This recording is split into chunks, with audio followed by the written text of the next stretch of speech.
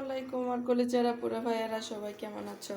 আজকে আমি রান্না করব লাল শাক দিয়ে রুই মাছের মাথা পেটি দিয়ে লাল শাকের ঝোল দিয়ে দিচ্ছি তেল,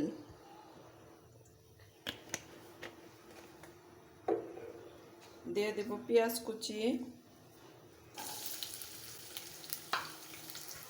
দিয়ে দিব 1.5 চা চামচ মাছের মশলা, আধা চা চামচ হলুদ গুঁড়ো, 1 চা চামচ মরিচ গুঁড়ো, স্বাদ মতো লবণ।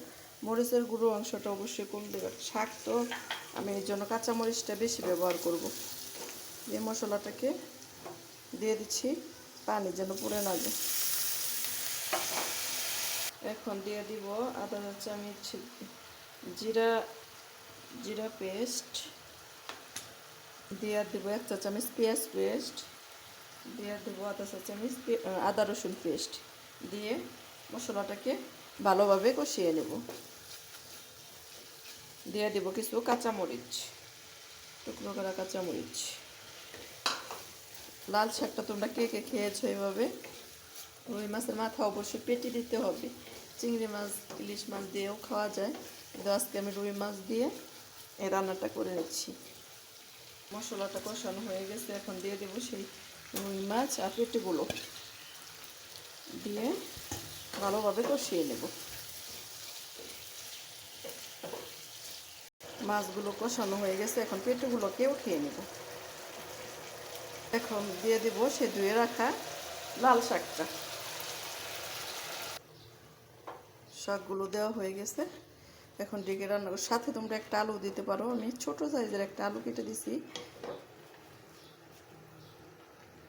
সাথে দিয়ে দিব আরও পেঁয়াজ কুচি, রসুন কুচি। শাক তো এইভাবে শাকটা রান্না করে গরম ভাতের সাথে খেয়ে দেখো, অনেক মজা হয় খেতে।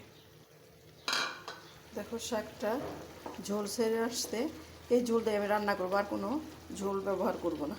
এই শাকের যে পানিটা আসছে এটা দিয়ে রান্না শেষ করব। এখন দিয়ে দেব সেই উঠিয়ে রাখা পেটিগুলো।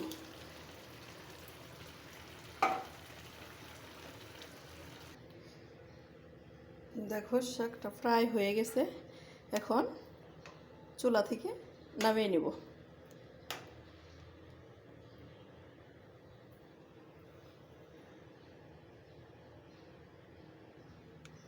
হয়ে গেল আমার লাল শাক দিয়ে রুই মাছের মাথা পেটি দিয়ে ঝোল রান্না।